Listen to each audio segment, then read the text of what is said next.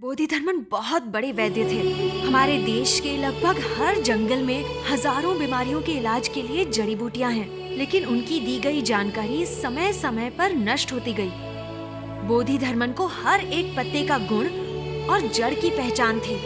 इस जानकारी से पूरे विश्व का फायदा होगा, पर यह सब मुमकिन हो सकता है अगर तुम राजी हो जाओ। मुझे क्या करना होगा?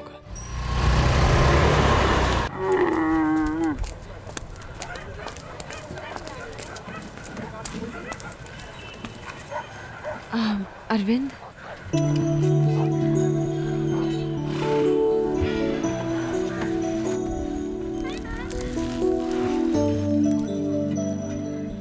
मेरा पीछा नहीं छोड़ोगी? नहीं छोड़ सकती। सुनिए, ये बहुत उदास है। जब से आपके घर से आया इसे किसी चीज की होश ही नहीं है। 1 घंटे के लिए मेरे साथ चल सकते हो? हाँ, ऐसे ही प्यार में फंसाकर छोड़ दिया बेचारे को। हमारे अरविंद में क्या कमी है? बस अब चुप हो जाओ। प्लीज सिर्फ 1 घंटे के लिए चलो मेरे साथ। ए अरविंद, तुझे जाना चाहिए। आप गाड़ी के पास जाइए, मैं इसे भेजता हूँ।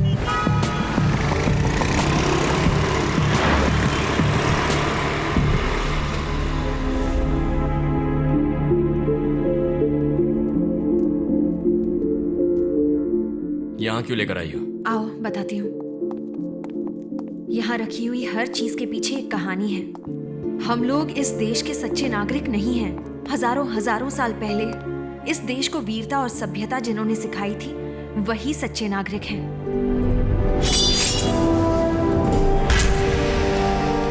ये म्यूजियम नहीं है अरविंद, इस देश के सच्चे नागरिकों की समाधि है। अगर मैं कहूँ कि आज की मॉडर्न साइंस की विद्या से वो लोग 500 साल आगे थे तो तुम विश्वास करोगे?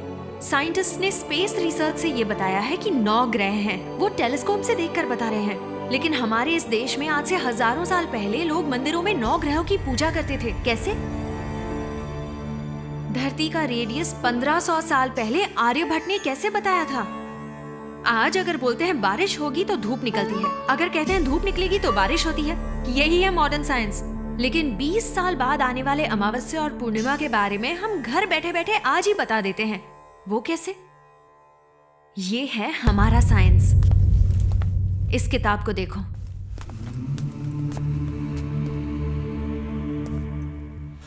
इस किताब का और मेरा कोई संबंध नहीं है, लेकिन तुम्हारा इस किताब के साथ संबंध है। पता है ये किताब किसने लिखी है? Great master Bodhidharman.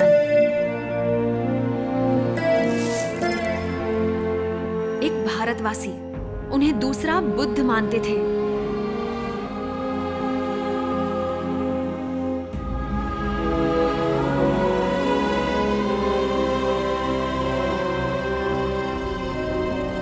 इस किताब में क्या है ये जानने से पहले तुम्हें कुछ और दिखाना है।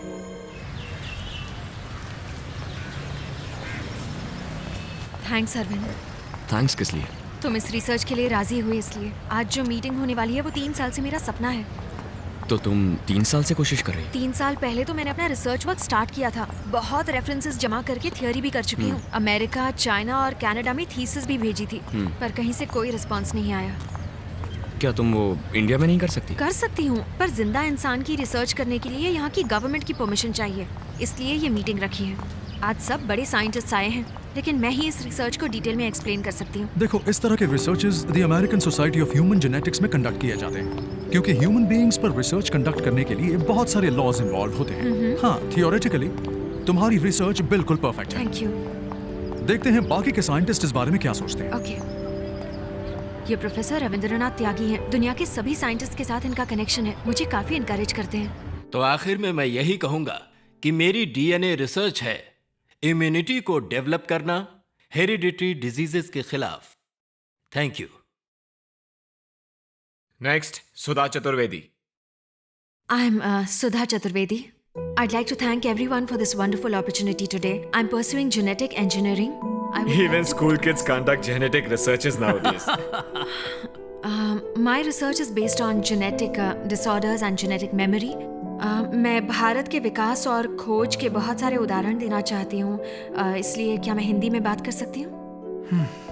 बहुत सारे लोगों के लिए दूसरे बुद्ध कहलाने वाले बोधिधर्मन 6th सेंचुरी में जीवित थे। आत्म सुरक्षा और चिकित्सा पद्धति दोनों में भी वो बहुत गुणवान थे। बोधिधर्मन के वंशजों के डीएनए की जांच करने पर अरविंद नाम के एक शख्स का डीएनए बोधिधर्मन के डीएनए से 83% मैच हुआ। इस जेनेटिक मेमोरी को एक्टिवेट करना ही मेरी रिसर्च है।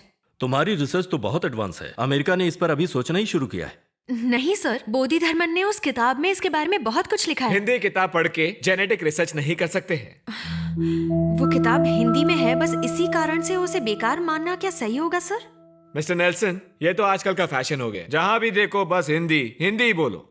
सुनिए, 800 साल पहले आई हुई इंग्लिश आपके लिए अहम हो सकती है, लेकिन मेरे लिए उससे पहले आई हुई हिंदी ही हमेशा अहम रहेगी। इस दुनिया में बंदर 10 लाख साल पहले आए थे और मनुष्य सिर्फ 2 लाख साल पहले। तो क्या अब बंदर मनुष्य से बड़ा हो गया?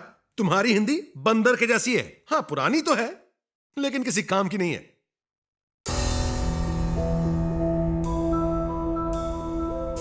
सुधा प्लीज। उन्होंने एक बार और हिंदी भाषा को बंदर कहा तो उनका मुंह तोड़ दूंगी। यहाँ सब लोग हिंदी जानते हैं, तो उस आदमी को हिंदी का मजाक उड़ाने की क्या जरूरत है? तेरे दादाजी का गांव तो अलीबाग था ना, तो जर्मनी में सेटल होने से तू हिंदी भूल गया क्या? सिर्फ इंग्लिश में बात करूं तो आप लोग विश्वास कर लोगे, लेकिन हिंदी में बोलूं तो मेरा मजाक उड़ाओगे। हम यंगस्टर्स का यहाँ कोई चांस ही नहीं है। रिजर्वेशन, रिकमेंडेशन, करप्शन, इसीलिए काबिल लोग विदेश जाकर काम करते हैं। पहले अंग्रेजों ने यहाँ आकर हमसे गुलामी करवाई, आज हम वहाँ जाकर उनकी गुलामी कर रहे हैं। दोनों में क्या फर्क है? इसलिए यंगस्टर्स को नहीं बुलाना चाहिए, मैंने पहले ही कहा था। ये लड़की क्या कहती है, मुंह तोड़ दूंगी।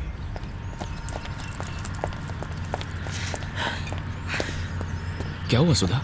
इंडियन होने के कारण विदेश में इज्जत नहीं देते हैं, हिंदी बोलने के कारण इंडिया में इज्जत नहीं देते हैं। क्या कहा उन्होंने? वो लोग सुनने को ही तैयार नहीं है। एक्सक्यूज मी, आपका असाइनमेंट हमने कल ही पढ़ा। Really fantastic stuff. सक्सेस यकीनन मिलेगी, लेकिन यहाँ कुछ नहीं होने वाला। आप अमेरिका चले जाइए। सुनो, तुम्हारे कहने पर भी वो लोग नहीं मानेंगे क्या? सॉरी सर, हमने कुछ कहा तो वो हमारे मार्क्स काट लेंगे। मतलब ये हमारा नंबर है, अगर रिसर्च में किसी मदद की जरूरत हो प्लीज कॉल अस। तो अब हम क्या करेंगे? इनके सपोर्ट के बिना हम इंडिया में कुछ नहीं कर सकते हैं। सुधा चतुर्वेदी आप ही हैं? हाँ, मैं ही सुधा हूँ। आपसे कुछ पूछताछ करनी है। आप हमारे साथ पुलिस स्टेशन चलिए। पुलिस? क्या मैं भी चल सकता हूँ? आप भी चल सकते हैं, आइए।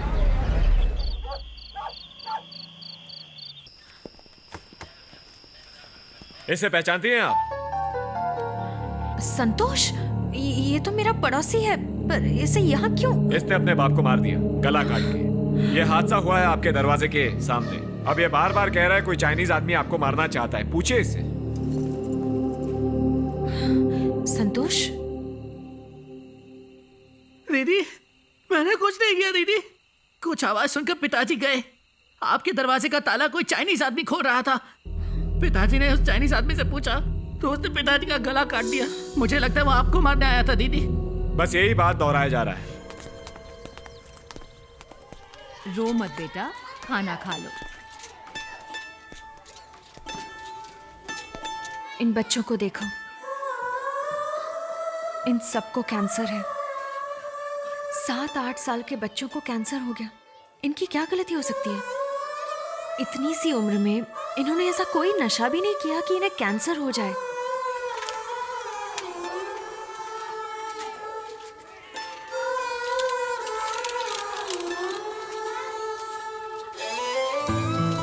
ये बच्चे मेंटली चैलेंज्ड हैं।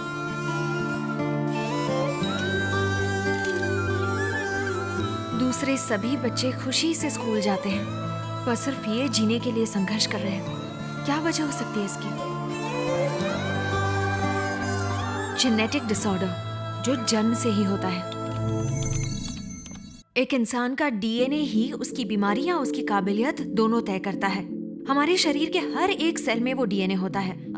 अगर सिंपल शब्दों में कहूँ तो मुझे मेरे पूर्वजों से उनकी बीमारी या काबिलियत भी मिल सकती है, जैसे हार्ट अटैक, घुटनों का दर्द, डायबिटीज।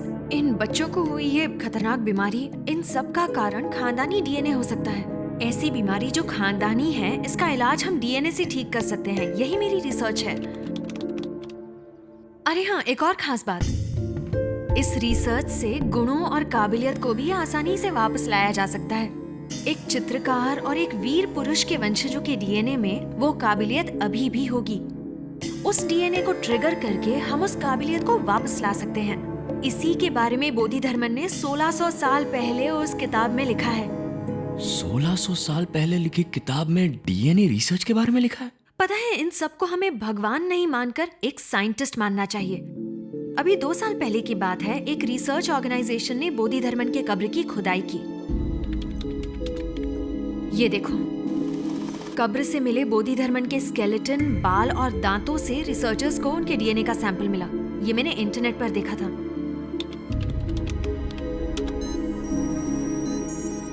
ये है बोधिधर्मन का डीएनए। बोधिधर्मन के वंश के लोग, यानी तुम्हारे रिश्तेदार, आज भी कांचीपुरम के पास रहते हैं, ऐसा मुझे पता चला। और फिर मैं उनसे मिलने गई।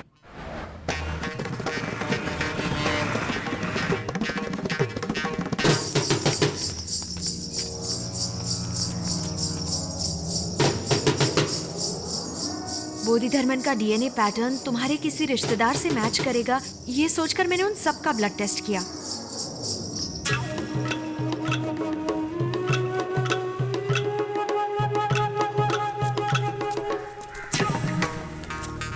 उस दौरान मैं तुम्हारे चाचा के घर भी गई।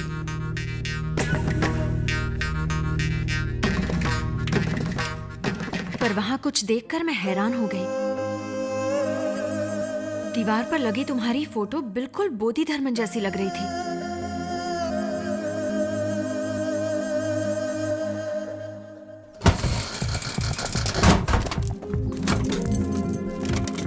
फिर तुम्हारे एक हेयर ब्रश से मुझे तुम्हारे कुछ बाल मिले।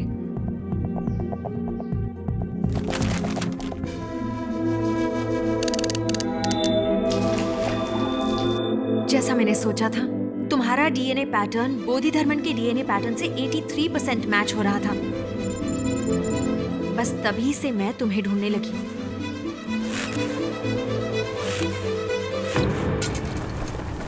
सर्कस में चोट लगने से जब तुम्हें हॉस्पिटल में भर्ती किया गया, तो मेरी रिसर्च की सारी जरूरत की चीजें मैंने डॉक्टर से ले ली। बोधिधर्मन के गुण मुझे तुम्हारे डीएनए में मिले। इसे जेनेटिक मेमोरी कहते हैं। उस डीएनए को ट्रिगर करने से बोधिधर्मन की काबिलियत तुम्हारे अंदर आ जाएगी। यस, 1600 साल पहले जो बोधिधर्मन जिंदा थे, उनकी सारी काबिलियत को अब हम वापस ला सकते हैं। लेकिन उनकी काबिलियत आज कैसे इस्तेमाल होगी? बोधिधर्मन बहुत बड़े वैद्य थे। हमारे देश के लगभग हर जंगल में हजारों बीमारियों के इलाज के लिए जड़ी बूटियां हैं, लेकिन उनकी दी गई जानकारी समय समय पर नष्ट होती गई।